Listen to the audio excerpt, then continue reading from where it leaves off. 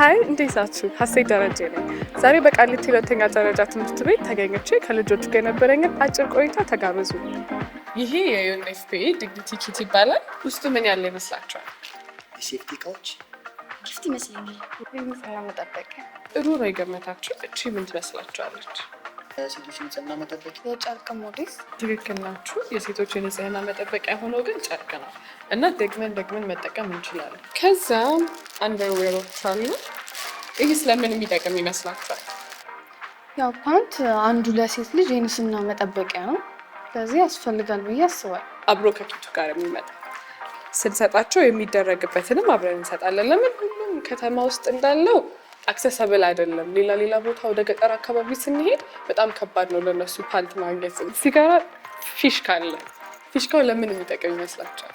ሄልፓስ ወይም እርዳታ ጥሪ ማለት ነው። የሆነ ቦታ ሰው የሌለበት ቦታ ላይ ሊሆን ይችላል። በምትኖርበት ጊዜ ይህን ፊሽካ መጠቀም ትችላለች። ሌላ ደግሞ ይሄኛው መብራት አለ።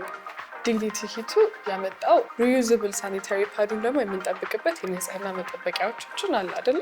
ለዛ ለእናቶቻችን ለእህቶቻችን፣ ከዛም ባለፈ ደግሞ ለማናገኛቸው በገጠራማው ክፍል ላሉ እህቶቻችን ይሄንን ነገር ተደራሽ ብናደርግ የተሻለ ሴቶች መማር፣ ሴቶች መውጣት፣ ሴቶች ማግኘት ማድረግን እናስተምራቸዋለን፣ እናግዛቸዋለን።